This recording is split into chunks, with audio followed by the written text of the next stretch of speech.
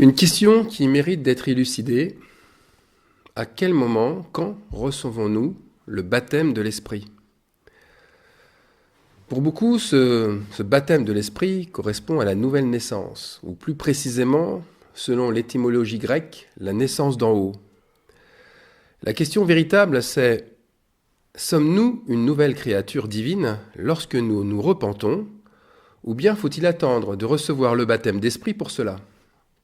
Ou encore, peut-on recevoir le baptême d'Esprit en même temps que celui de repentance? Jésus évoque cela, et d'une manière pourtant très très claire. Il est en train de répondre à la question de Nicodème qui lui demande: comment un homme peut-il naître quand il est vieux? Et Jésus répondit: en vérité, je te le dis, si un homme ne naît d'eau et d'esprit, il ne peut entrer dans le royaume de Dieu. Donc, il y a bien deux étapes et non pas deux naissances. La nouvelle naissance commence lorsque nous naissons d'eau en premier, puis elle se confirme lorsque nous naissons d'esprit. Je préfère être clair aussi sur le fait que la nouvelle naissance ne commence pas par l'esprit. Jésus ne dit pas cela. Il y a l'eau et l'esprit. Il y a une naissance et une confirmation, comme un temps qui permettrait de passer, par exemple, d'un état de nouveau-né à un état de petit enfant, puis d'enfant mature. Attention, pas d'amalgame. Ce n'est pas la même chose que propose la religion catholique. Non, le premier baptême, celui d'eau, n'est pas pour un nouveau-né, n'est pas pour un bébé qui n'aurait pas choisi son Seigneur de toute sa pensée, de tout son cœur et de toutes ses forces. Et la confirmation, ce n'est pas un acte symbolique, ni un engagement, c'est la démonstration du nouvel homme, c'est-à-dire du nouvel être que nous sommes devenus concrètement. Alors revenons maintenant à la naissance humaine. Quand un enfant naît, après être sorti du ventre de sa mère, il manifeste son entrée dans la vie par un cri, libérant les voies respiratoires, sa respiration, puis il s'ensuit une oxygénation des tissus et enfin une succession de gestes réflexes. On pourrait apparenter cette phase à la naissance d'eau dont parle Jésus, à la repentance. Il a à ce moment-là des réflexes archaïques, des réflexes innés, et il a très peu d'habileté. Nous savons que cette phase reste précaire et que le nouveau-né peut à tout moment avoir des complications et il peut à tout moment voir sa santé et sa croissance en pâtir. Ce n'est qu'après seulement le 2e mois que le nouveau-né va passer à l'état de nourrisson et utiliser des réflexes volontaires, c'est-à-dire qu'il va alors volontairement tourner la tête pour vous regarder ou volontairement sourire à votre passage face à lui. Alors je prends ces exemples pour bien montrer la croissance du nouveau-né vers la petite enfance. Il y a une conversion, il convertit, c'est-à-dire qu'il change de lui-même. Il y a une maturation physiologique. Un nouveau-né en esprit, c'est un petit peu comme celui qui est né par la chair. Il est très dépendant au départ de sa mère nourricière, c'est-à-dire de l'esprit divin, puis il va prendre une indépendance relative. Eh bien, c'est souvent là qu'ont lieu les premières expériences, les premiers chocs ou les premières sensations traumatisantes avec l'environnement. Alors Jésus, lui, n'utilise pas cet exemple, mais il utilise une autre voie qui est aussi naturelle. Il utilise cette voie différente pour nous faire comprendre que les choses évoluent en parallèle, mais aussi de la même manière. Et cet exemple, Jésus va l'apprendre dans la parabole du semeur. Cette parabole qui est bien connue des évangiles et des chrétiens et qui va nous faire découvrir les mêmes choses. Jésus s'appuie sur une semence semée dans différents endroits pour nous faire comprendre comment la parole mène au royaume. Premièrement, la parole du royaume peut être une semence semée le long du chemin. Elle est alors ôtée dès le départ par l'ennemi. Ceux qui ne la comprennent pas manifestent qu'ils ne la reçoivent pas. Cette semence, en fait, est avortée très tôt, avant qu'elle germe, et avant que ce germe qui correspond à ce fœtus soit encore né. C'est-à-dire qu'il n'est pas encore repenti. Il n'a pas quitté les convoitises du monde. Donc, invoquer Dieu avec un cœur hypocrite produit ce genre d'effet. vous ne ressentez plus aucune libération ni aucune paix à ce moment-là, qui vient de l'onction, car elle ne peut pas toucher un cœur qui est endurci, un cœur qui reste attaché au plaisir humain, à la semence. Cette fois-ci, cette semence sera donc étouffée dans l'œuf, elle sera improductive. Deuxième part, c'est la parole du royaume qui peut être semée dans des endroits pierreux. Alors ce deuxième cas désigne celui qui la reçoit, puisque contrairement au premier, celui qui la reçoit l'accueille avec joie. Mais il n'a pas de racine, nous dit Jésus, c'est-à-dire qu'il n'a pas ni de persistance, ni de consistance. Dès que surviennent les premières épreuves, la semence s'arrête de se développer. Nous avons bien ici un repenti qui a reçu une onction et qui commence à produire des actes de justice et de conversion. Il s'éloigne du péché, mais dès les premières épreuves, comme par exemple le rejet par des proches ou la moquerie des autres, eh bien, ce repenti va abandonner la foi. C'est le nouveau-né qui, quelques semaines ou quelques mois après sa naissance, eh bien, il voit sa croissance s'arrêter subitement. Son développement est alors perturbé. Il ne résiste plus aux infections et aux maladies. Là, nous avons bien une nouvelle naissance, nous avons bien un baptême d'eau, mais pas assez de volonté pour garder la foi. Ensuite, troisièmement, nous avons la parole du royaume qui peut être semée dans les épines. Les épines, Jésus nous le dit, ce sont les soucis du siècle, la séduction des richesses, qui étouffent cette parole et qui la rendent infructueuse. Là aussi, le parallèle avec le repenti est évident. Le repenti avorte quelque temps après sa naissance, car il n'a pas persévéré assez longtemps pour être baptisé d'esprit. Il s'arrête en chemin. Son cœur est attaché davantage aux richesses du monde. Alors ce n'est pas forcément l'argent, les richesses, c'est aussi la connaissance, la réussite sociale, l'envie d'être reconnu par les autres, de passer le premier. Tous ces choix étouffent la semence d'origine qui ne porte pas de fruits. Par conséquent, naître d'en haut ne suffit pas. Naître d'eau n'est qu'une première étape vers notre destinée. Il nous faut aussi naître d'esprit. Et là, nous venons de voir 3 causes distinctes d'interruption de nouvelle naissance. 3 nouveau-nés viennent d'être avortés juste avant sa conception, ça c'est pour le premier, et pendant leur conception pour les 2 autres. Une question cruciale, faudra-t-il une nouvelle semence ou encore une nouvelle naissance pour porter du fruit ? Bien, Jésus ne parle pas d'une autre semence, mais plutôt d'un autre terrain, un terrain fertile. Ce qui veut dire que même arrivé à cette étape, les choses ne sont pas définitives. Le nourrisson, le petit enfant, et là peu importe l'étape qu'il a atteint, le petit enfant pourra continuer de grandir. Le fait de se repentir à nouveau ne nous fera pas renaître encore une fois. Mais le fait de se repentir, ça changera les circonstances de notre évolution. Le prophète Osée employait une image très parlante. Il disait « Labourez vos jachères, car il est temps de chercher le Seigneur jusqu'à ce qu'il vienne et qu'il fasse pleuvoir sur vous la justice. » Osée 10, 12. Qu'est-ce que le labourage d'une jachère ? Eh bien, c'est labourer son cœur, c'est briser à nouveau son cœur, c'est examiner l'état de son âme et regarder où nous en sommes véritablement. En fait, dans la réalité, ce qui se passe, c'est que la semence n'est pas détruite. Elle dort. Et dans le langage agricole, on appelle cela la dormance. Pour les végétaux, la dormance correspond à une vie au ralenti. C'est un arrêt momentané du développement. Comme les conditions climatiques et structurelles ne le permettent plus, les graines arrêtent à ce moment-là de germer. Et tenez-vous bien, j'ai appris que cela pouvait même durer plusieurs années. C'est pourquoi certains ont été étonnés de voir, plusieurs années après, et plusieurs années après avoir semé et sans ressemer à nouveau, eh bien, ils ont été étonnés de voir pousser une nouvelle germination et voir apparaître un nouveau fruit.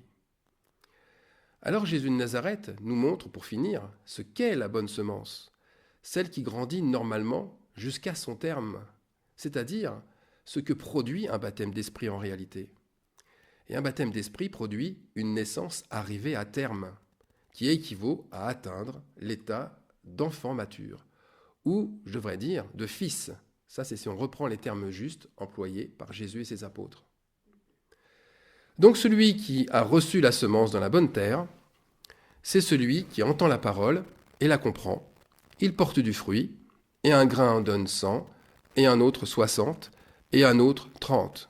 Matthieu 13, 20. Arrivé à ce stade de maturation, la semence a produit d'autres semences. Elle s'est multipliée.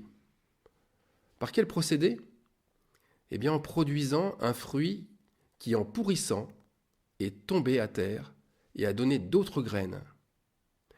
Ce fruit qui mûrit et qui pourrit, eh bien, c'est le fruit des expériences difficiles dans notre vie spirituelle. Nous avons un fruit à ce moment-là qui a surmonté des épreuves, des injustices, de l'humiliation, des tentations, des renoncements, des persécutions. Bref, c'est un fruit qui ressemble à un baptême de sang. Porter du fruit sans passer par le sang, eh bien, le sacrifice sera impossible. Et là, c'est encore ne pas avoir tenu compte de 3 témoignages. Il y a 3 témoignages. Ça, c'est 1 Jean 5, 8 qui nous le dit.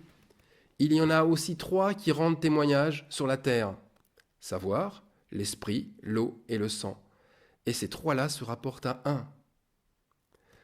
Donc de la même manière, la semence a pu grandir grâce à des racines qui ont gagné en profondeur. Et les racines, elles grossissent et elles s'enfoncent grâce aux épreuves, c'est-à-dire aux tempêtes, au terrain asséché. Alors pour l'enfant par exemple, eh bien il s'est mis à marcher.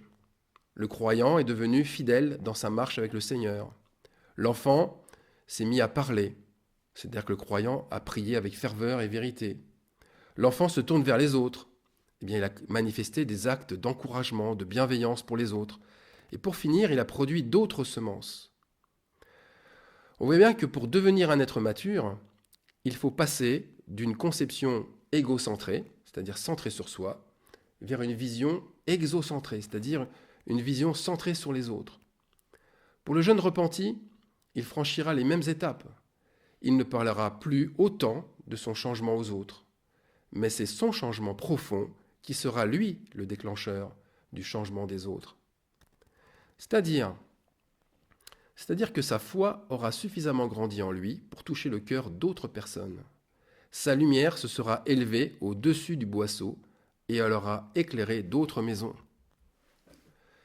Ce qui est très important de constater ici, c'est en tout premier que l'on peut naître d'en haut, c'est vrai, mais que malheureusement cette naissance ne se soit stoppée dans son évolution.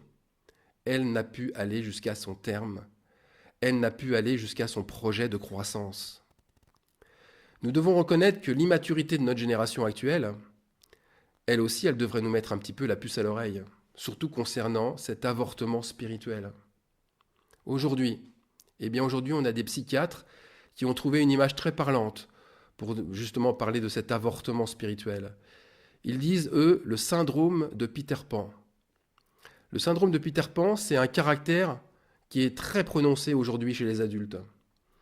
Les adultes se comportent toujours comme des enfants en ce moment-là. Ils n'ont pas grandi. Ils n'ont pas grandi dans leur tête, comme on dit. Alors bien sûr, ne soyons pas fatalistes. Ce tableau noir peut changer, même s'il rime avec rarement.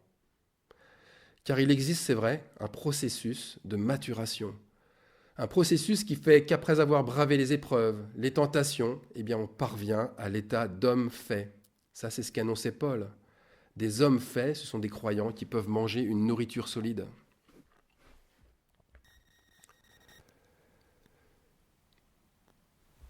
Alors, dans un premier temps, si on récapitule, la repentance nous fait naître.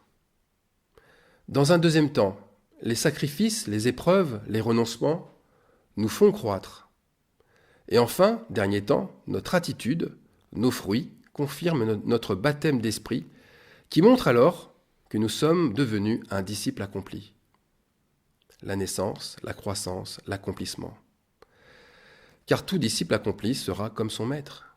Ce qui signifie qu'arrivés à ce stade, eh bien, nous serons adoptés comme un fils par le Père Céleste. qui pourra alors nous confier ses biens.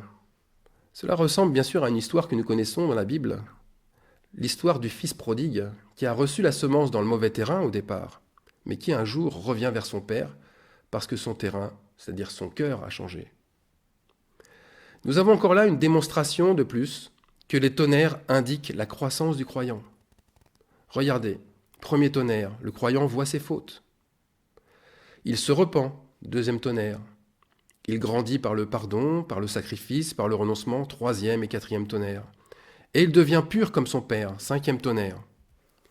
Et son père l'adopte comme un fils, sixième tonnerre. Et enfin, septième et dernier tonnerre, il partage ses biens. La parabole du semeur, donc, tout comme les caractéristiques de la naissance humaine, elle dévoile tous les deux la vérité sur le baptême de l'esprit.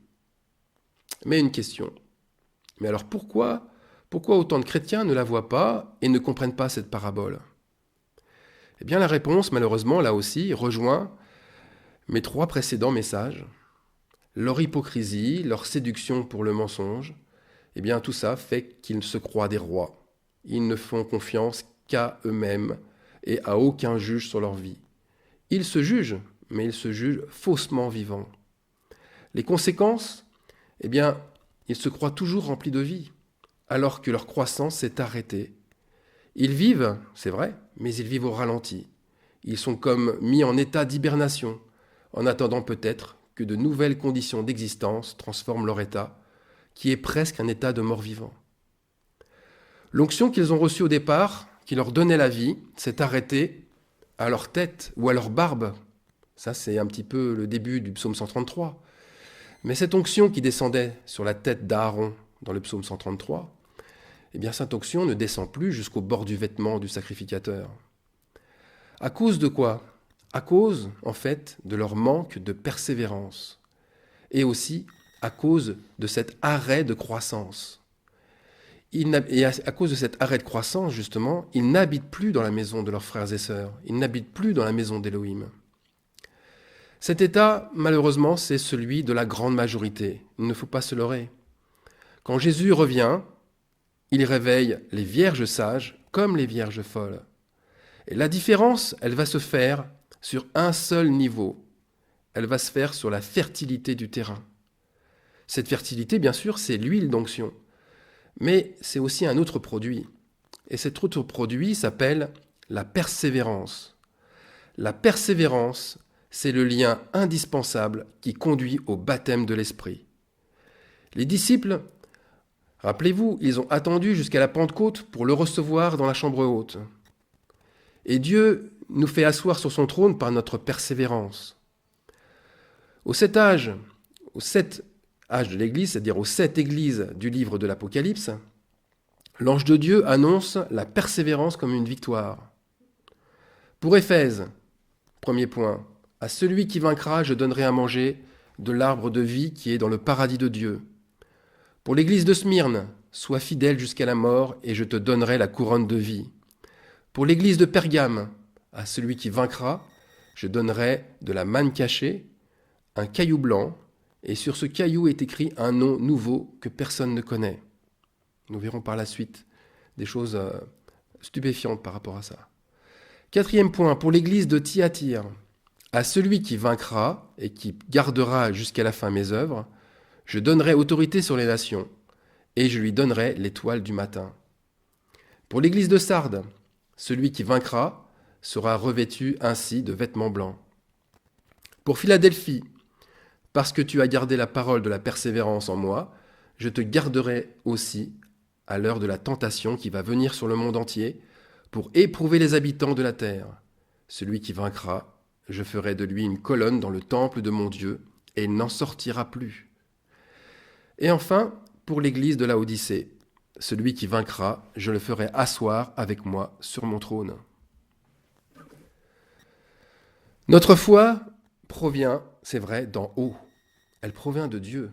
Mais notre persévérance, elle vient d'en bas. Elle provient de notre libre arbitre. Notre libre arbitre d'hommes et de femmes soumis à notre Seigneur. C'est donc notre foi, puis notre persévérance qui, ensemble, comme ciel et terre, le ciel représentant la foi, la terre représentant la persévérance, eh bien les deux nous amènent à recevoir l'Esprit divin dans sa totalité. C'est ça le baptême. Il y a alors comme une fusion entre ce qui vient du ciel et ce qui vient de la terre pour ne former qu'une seule entité, une seule création, une nouvelle création. Nombre de croyants se sont arrêtés à l'onction de la repentance et n'ont pas persévéré pour être immergés totalement par elle, par cette onction, et pour finir par s'unir au Saint-Esprit. Car le baptême de l'Esprit, c'est une union complète. On vient de le voir, une union complète entre le ciel et la terre. Nous avons vu qu'une semence doit produire des racines solides, des racines profondes, et la persévérance développe cet ancrage dans la terre. C'est beaucoup plus profond qu'un parler en langue, beaucoup plus profond qu'un don de prophétie, qui sont en fait, et là je ne veux pas les minimiser, mais ce sont en fait les toutes premières manifestations de la vie. Nous avons vu qu'à la naissance, un nouveau-né possède instinctivement des réflexes qui sont innés, qui sont automatiques, comme le réflexe de succion, celui de fermeture automatique des doigts. Eh bien, tous ces réflexes sont identiques pour un jeune croyant qui est repenti. Dans les assemblées, eh bien, les chrétiens se sont arrêtés à cette forme de témoignage. Ils se sont arrêtés aux réflexes innés pour déterminer si on est baptisé d'esprit. Eh bien, je trouve cela un petit peu léger. Nous avons là aussi le témoignage de fœtus qui ont gardé les réflexes archaïques à leur naissance, mais qui, quelques jours plus tard, eh bien, ils se sont arrêtés de croître. Ils ont retardé l'apparition des réflexes volontaires. Maintenant, c'est vrai, nous sommes arrivés à un temps où Dieu vient juger, c'est-à-dire un temps où Dieu vient évaluer la persévérance de chacun. Et comme nous venons de le voir, c'est le Saint-Esprit qui fait office de sceau à ce moment-là. Quand l'ange est passé aux portes, il passait aux portes des Hébreux. Là, je vous demande de vous souvenir du passage sur les 10 plaies d'Égypte qui avait été annoncé par Moïse. Eh bien, quand l'ange est venu et qui est passé aux portes des Hébreux, le sang de l'agneau protégeait la maison et protégeait les premiers-nés qui restaient alors vivants dans la maison. Ils n'étaient pas morts, alors que les autres étaient morts. Et aujourd'hui, est-ce que l'ange du Seigneur passe encore dans les maisons ? Alors on va lire Luc 24, 40. Mais juste un petit peu avant, je voudrais vous dire que ce passage a été interprété avec un regard de roi. Il n'a jamais été interprété avec un regard de juge. Un regard de juge, c'est tout autre chose. On a été omnubilé par la grâce et le don gratuit. Mais l'esprit de ce monde ne regarde jamais ailleurs qu'au ciel.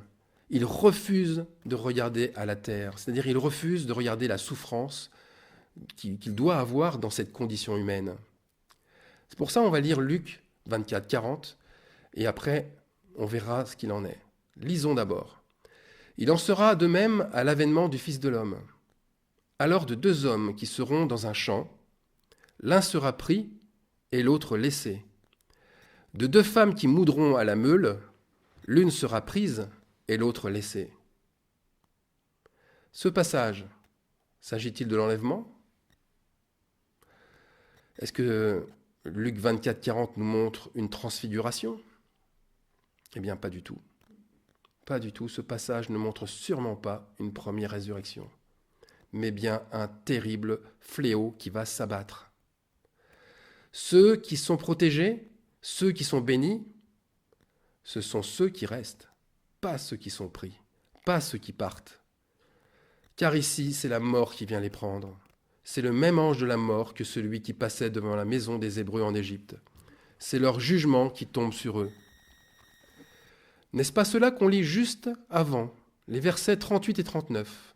Je vous les lis. Car dans les jours qui précédèrent le déluge, les hommes mangeaient et buvaient, se mariaient et mariaient leurs enfants, jusqu'au jour où Noé entra dans l'arche. Et ils ne se doutèrent de rien, jusqu'à ce que le déluge vînt et les emporta tous. Ce n'est pas Noé et ses enfants qui ont été emportés. Ce sont bien ceux qui étaient à l'extérieur de l'arche. On nous annonce ici des catastrophes naturelles qui vont emporter, qui vont prendre les hommes par le déluge. Et Jésus, le verset suivant, suit exactement la même logique. Il montre que ce seront aussi des catastrophes naturelles qui seront à l'origine de la mortalité. Les hommes qui mourront pendant leur travail dans un champ, ou les femmes qui mourront à leur travail à moudre à la meule, eh bien, seront comme du temps de Noé. Ils et elles ne se douteront de rien. Alors attention, cela ne veut pas dire que l'enlèvement n'existe pas, mais cela signifie surtout qu'il ne se fera pas de cette manière, c'est-à-dire à la vue de tous et n'importe où. Alors, la question que je me suis tout de suite posée, mais pourquoi Dieu nous donne-t-il cela? Pourquoi à nous? Eh bien, nous l'avons lu juste avant. Nous l'avons lu avec l'église de Pergame. C'est une confirmation pour ceux qui ont persévéré et qui ont reçu l'Esprit du Seigneur. On l'a lu, à celui qui vaincra, je donnerai de la manne cachée. Voilà cette nourriture récente et cachée qui est maintenant connue. Mais à celui qui vaincra, je donnerai autre chose aussi. Je donnerai un caillou blanc sur lequel est écrit un nom. Tiens, il y a un nom qu'on ne connaît pas. Quel est ce nouveau nom? Eh bien, je l'ai reçu par l'Esprit. Je l'ai reçu par la révélation. Et ce nom existe déjà. Ce nom, ce n'est pas Jésus, non. Ce nom, c'est Nikao. Nikao, c'est un prénom grec qui signifie victorieux. Remporter la victoire sur tous ses ennemis. Il signifie aussi vaincre, triompher, dompter, surmonter jusqu'à la mort. Ce nom se trouve 24 fois dans le Nouveau Testament. Il témoigne ainsi que les 24 anciens d'Apocalypse 10, qui sont devant le trône, eh bien, que ces 24 anciens l'ont bien reçu en premier et qu'ils le portent déjà. Jésus annonçait déjà ce nom dans Jean 16, 33. 33, encore, une heure de vérité. Je vous lis Jean 16, 33. Et je vais commencer par le verset 32. « Voici l'heure vient, et elle est déjà venue, où vous serez dispersés chacun de son côté, et où vous me laisserez seul. Mais je ne suis pas seul, car le Père est avec moi. » Verset 33 maintenant. « Je vous ai dit ces choses afin que vous ayez la paix en moi. Vous aurez des tribulations dans le monde, mais prenez courage, j'ai vaincu le monde. » J'ai vaincu, c'est Nikao. Lorsqu'avec le Saint-Esprit nous partageons ce verset, c'est que nous avons alors vaincu le monde. Eh bien, ce nom Nikao, nous le partageons avec Jésus et nous proclamons par là même que nous avons acquis une couronne par notre persévérance. Ce caillou, c'est un morceau de roc, c'est un morceau du rocher divin sur lequel nous avons construit notre édifice divin. Je devrais plutôt dire notre édifice christique, puisque nous avons souffert comme Christ a souffert. Et donc, ce caillou est blanc, car c'est la couleur pure de la victoire, de notre victoire, qui a été obtenue par notre persévérance. Paul lui-même l'a écrit dans la lettre aux Romains. « Ne te laisse pas vaincre par le mal. » Vaincre, c'est Nikao. Mais surmonte le mal par le bien. Surmonte, c'est aussi Nikao. Jean l'apôtre le dit aussi. « Tout ce qui est né de Dieu triomphe du monde. » Le verbe triompher, c'est Nikao. Et il dit plus loin, ensuite, « Et la victoire qui triomphe du monde, c'est notre foi. » Triomphe, c'est encore Nikao.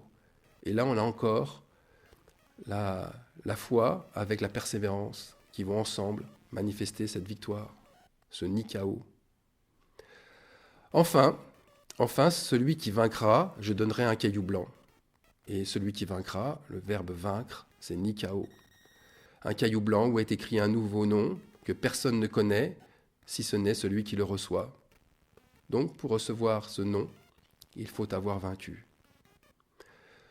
Ce nom nouveau se reçoit comme une récompense, comme un trophée pour les victorieux, pour les Nikao, je devrais dire, qui par leur persévérance jusqu'à la mort, ont remporté la victoire.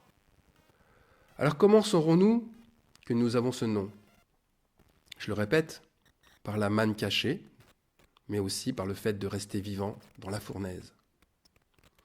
Alors pour tous ceux qui espèrent, tous ceux qui attendent l'Esprit Saint, rien n'est encore impossible. Mais surtout, ne craignez pas les difficultés. Ne craignez pas les épreuves et les privations à venir. Ce sont elles qui vont vous faire croître. Amen. Je voudrais juste faire un petit rectificatif concernant une référence que j'ai donnée, une référence importante quand même concernant Luc 24, 40. Bien sûr, ce n'est pas Luc 24, 40, c'est Matthieu 24, 40. Voilà, je pense que si vous n'avez pas fait vous-même le rectificatif, ça vous permettra de retomber sur les bons versets. Voilà, très bien. Allez, au revoir.